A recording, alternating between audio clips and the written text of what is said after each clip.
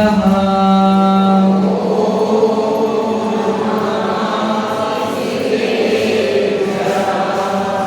नमो हरिहन्तारम्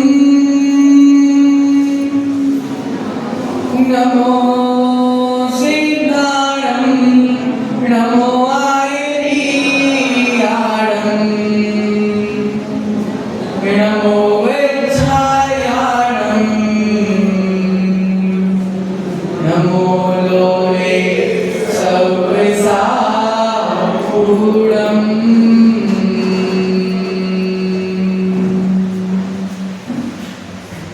नमः समय साराय स्वान्निभूत्यार्चकासते चित्स्वभावाय भावाय सर्वभावात्तरक्षिते सर्वभावात्तरक्षिते। मेरे पवित्र मन में गुरुदेव आओ, मैं शास्त्र वाचन करूं प्रतिभा जगाओ। अरिहंत भाषित सभी श्रुत देवताओ, क्या बोलेगा अब मुझे तुम ही बताओ। क्या बोलेगा अब मुझे तुम ही बताओ। पंच परमेश्वरी भगवान की जय। मूल नायक अतिशयकारी 1008 श्री कुंथुनाथ भगवान की जय। वर्तमान शासक नायक भगवान महावीर स्वामी की जय।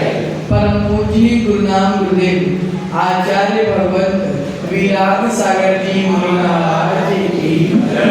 वर्तमान पट्टाचार्य आचार्य भगवत विशुद्ध सागर जी मुनि महाराज जी की जय। दीक्षा प्रदाता आचार्य परमेष्टि विभव सागर जी मुनि महाराज की जय। 10 लक्षण महापर्व की जय। उत्तम संयम धर्म की जय।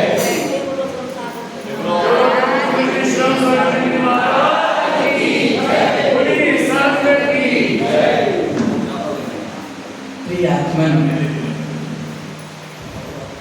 पर्वाधिराज पर्युषण पर्व का 6वां दिन उत्तम संयम। आचार्य कह रहे हैं कि पर्वाधिराज पर्युषण का यह 6वां दिन भी है और सबसे छठा हुआ दिन भी। पूरे धर्म में अगर सबसे ज्यादा छटा हुआ कोई धर्म है तो उसका नाम है उत्तम संयम। वर्तमान के परिवेश में अगर देखा जाए तो अगर किसी जीव को संयम धारण करने की भावना हुई तो वह पहली बात बोलता है कि महाराज धारण तो करना है लेकिन परिवार से पूछ के बताएं। क्या बोलता? परिवार से पूछ के बताएंगे, परिवार की अनुमति लेके बताएंगे कि संयम धारण करना है कि नहीं। लेकिन जिनवाणी में वीतरागी वाणी में भगवान लिख रहे हैं कि संयम धारण करने के लिए परिवार की अनुमति की आवश्यकता नहीं है। संयम धारण करने के लिए परिवार की अनुमति की आवश्यकता नहीं है, मन के परिणामों की अनुमति की आवश्यकता है। परिवार तो रागी है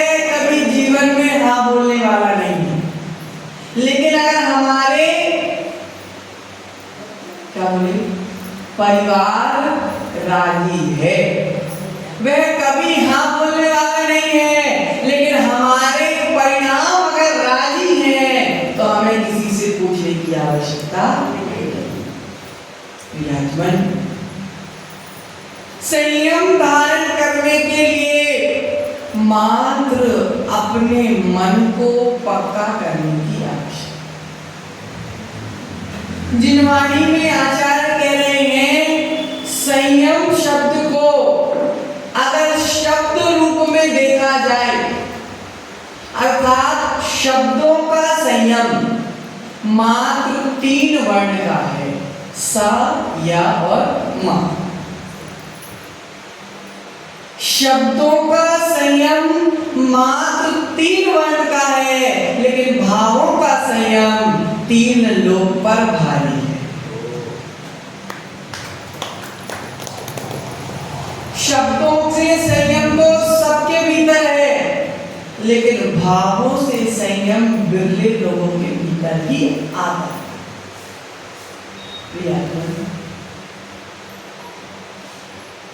मोक्ष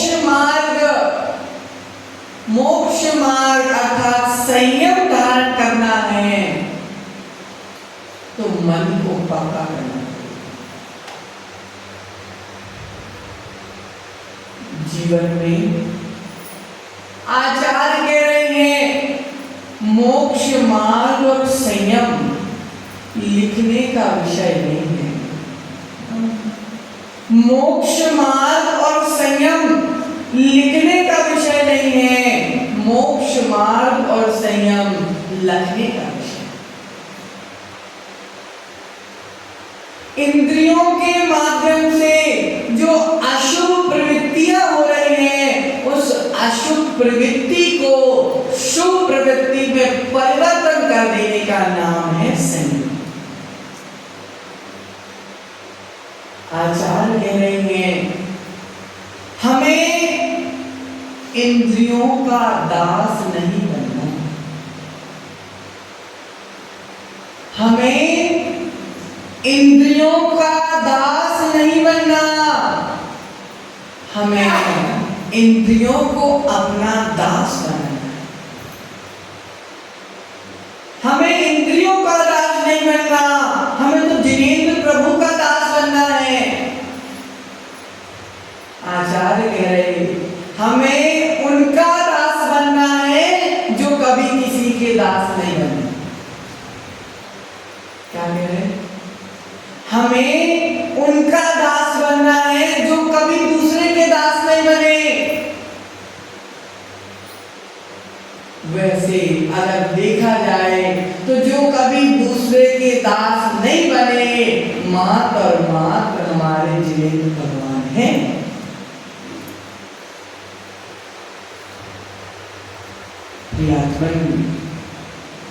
आचार्य बहुत बड़ी बात कह रहे हैं कि भैया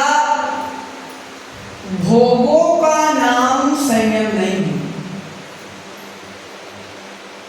भोगों का नाम संयम नहीं है, भोग तो असंयम है। भोगों का नाम संयम नहीं है, भेद विज्ञान का नाम संयम है।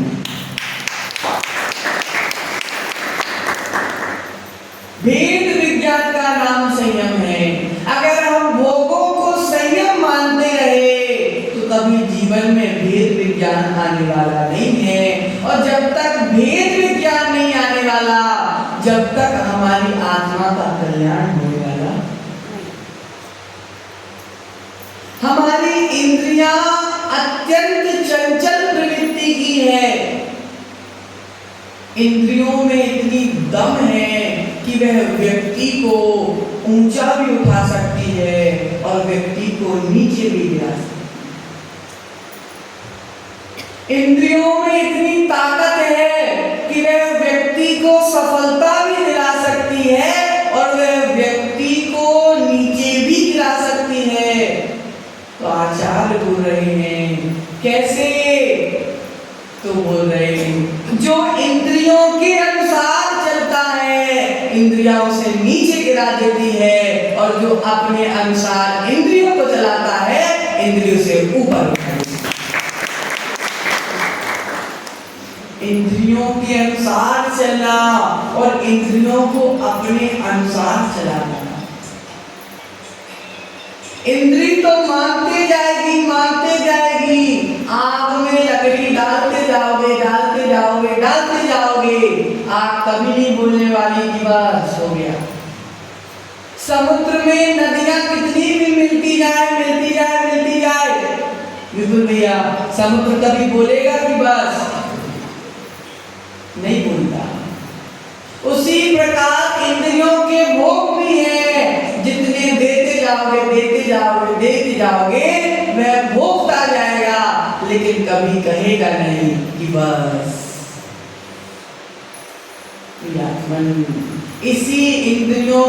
इन्हीं इंद्रियों को अपने बस में करने का नाम है संयम। आचार्य कह रहे हैं संयम तो गृहस्थ भी अपना सकता है, संयम गृहस्थ भी अपना सकता है, लेकिन उत्तम संयम मात्र और मात्र मुनिराजों का विषय, मात्र मुनिराजों का विषय है। संयम तो अपना सकते हो, लेकिन जब तक महाव्रतों को धारण नहीं करोगे, जब तक उत्तम संयम जीवन में आने वाला। आचार्य कह रहे हैं यहाँ पर अणु की चर्चा नहीं है, यहाँ तो महा की चर्चा है। ये बंधुओं, हमें तो केवल एक निर्णय लेना है कि मुझे राग के रास्ते पे नहीं चलना, क्योंकि राग जब जीवन में आता है तो वह जीवन में ऐसी आग लगाता है जिसको बुझा पाना मुश्किल है। जीवन में राग आता है और आग लगाता है, और जीवन में वैराग आता है और आग बुझाता है। हमको राग के मार्ग पे नहीं चलना, हमें तो वैराग के मार्ग पर चलना है। नदी जब बहना चालू करती है तो उसको नहीं पता रहता कि आगे रास्ता कैसा हो। दीदी, नदी बहना चालू करती है तो उसको ये पता नहीं रहता कि आगे कैसे रास्ता होगा, लेकिन नदी बहती जाती है और अपना रास्ता बनाती है। पहली बात, पहले से कोई रास्ता बना तो नहीं रहता। नदी बहती जाती है, अपना रास्ता बनाती जाती है, वैरागी चलता जाता है, आगे का रास्ता बनाता है।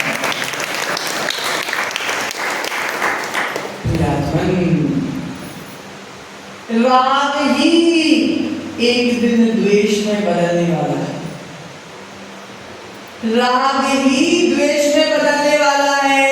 इसलिए कभी राग के कारण वैराग के मार्ग से पीछे मत हटना, राग के माध्यम से वैराग को धक्का मत देना।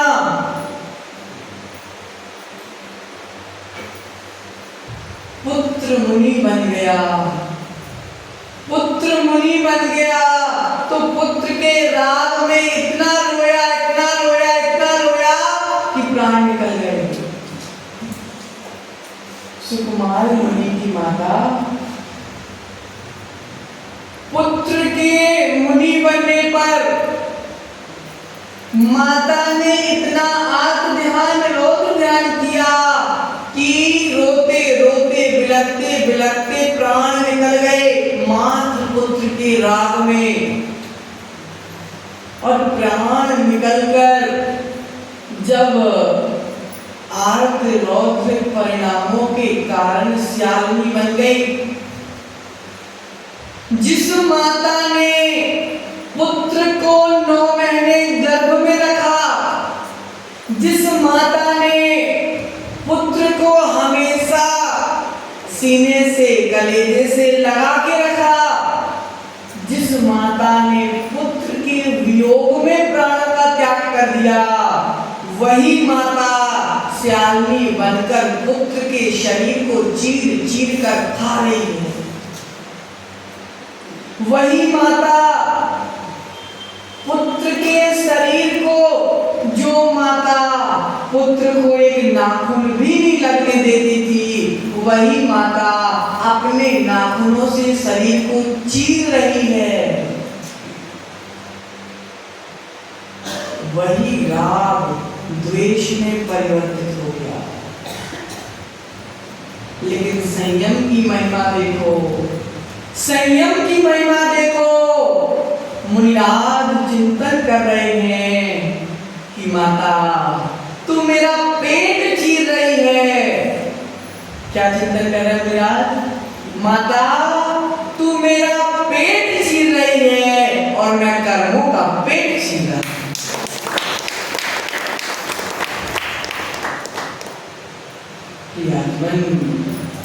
आचार्यों ने सूत्र दे दिया, अहमिको खल शुद्धो दर्शनाय मयो सदा रूवी नवि अति मज्ज किंचवी अन्नम परमाणु में तपी। कुंद कुंद भगवान ने समय सारथी में लिख दिया, अहमिको खल शुद्धो, मैं एक हूं, निश्चय से शुद्ध हूं। मैं एक हूं, निश्चय से शुद्ध हूं, परमाणु मात्र भी मेरा नहीं। परमाणु मात्र भी मेरा नहीं है। जिसे वह खा रही है वह मैं नहीं हूं। क्या चिंतन कर रहे मेरा? जिसे वह खा रही है वह मैं नहीं हूं, और जो मैं हूं उसे वह छू भी नहीं सकती। इसका नाम है वेद विज्ञान, इसका नाम है संयम की दृढ़ता। वर्तमान में तो थोड़ा सी बहस भी हो जाए तो डंडे उठ के लड़ाइयां होने लगती। वहां तो शरीर को चीत चीत कर खाया जा रहा है, सामने वाला क्रोध कर रहा है, मुनिराज क्षमा कर रहे हैं।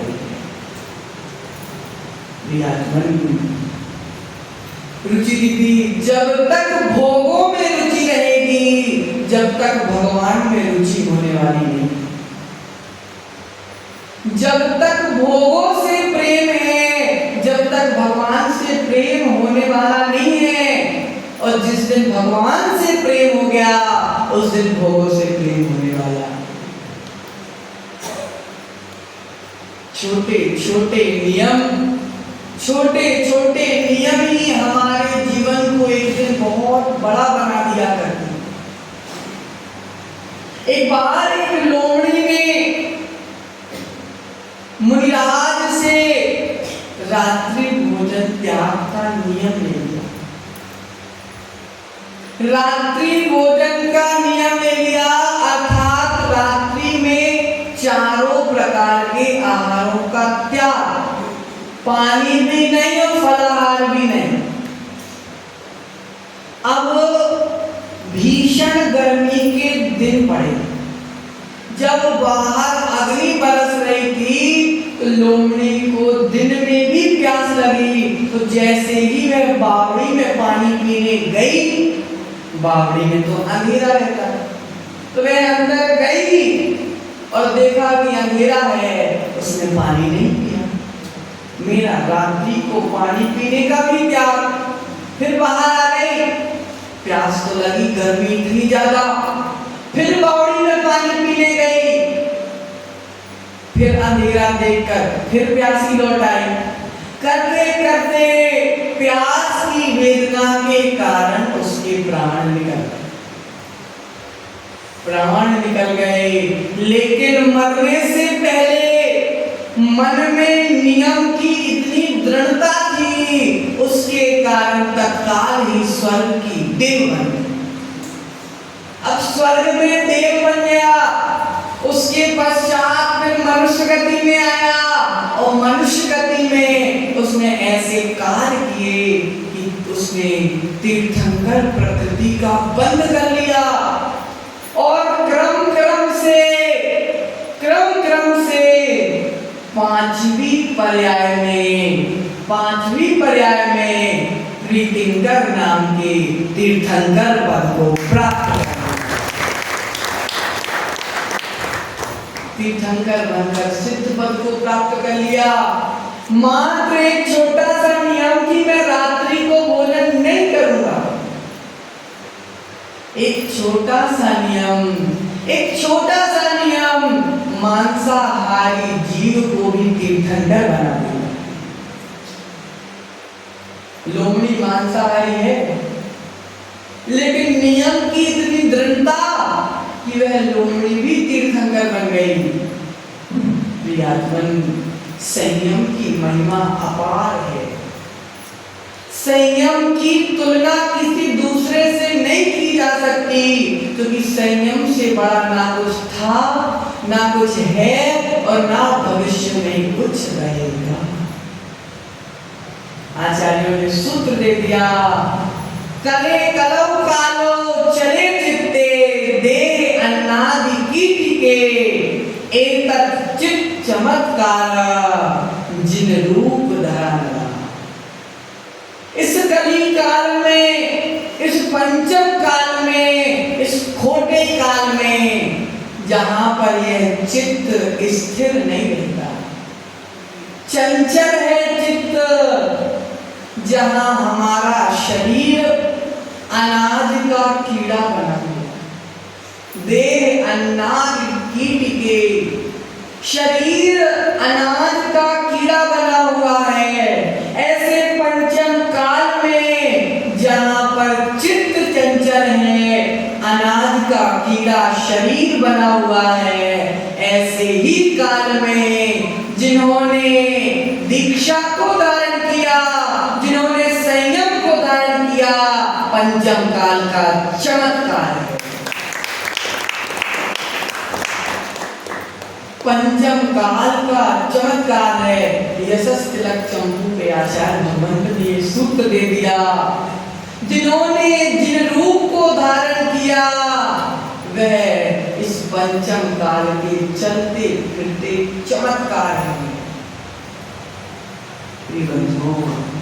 संयम धर्म जिसके जीवन में आ गया, उसके जीवन में सारे धर्म अपने आप आ जाते हैं, क्योंकि संयमी जीव विवेकहीन नहीं होता, संयमी जीव विवेकवान होता है। क्या सही है, क्या गलत है, संयमी जीव को इसकी अक्ल रहती है। और इसी कारण संयम के बिना भगवान भी मोक्ष को प्राप्त नहीं कर पाते। बिना संयम के भगवान भी भगवान नहीं बन सकते। तो अभी तो हम बहुत दूर हैं। इसलिए बंधुओं, छोटे छोटे नियम जीवन में एक दिन महान रूप में परिवर्तित होकर हमारे जीवन को भी बुरे से अच्छा बना देते हैं। हमारे जीवन को अर्थात हमको यही छोटे छोटे नियम भक्त से भगवान बना देते हैं, इंसान से ईश्वर बना देते हैं। इसी मंगल भावना के साथ परम पूजनीय आचार्य श्री विभो सागर जी महाराज की जय। जय बोलो परम पूज्य मुनि श्री राम सागर जी महाराज।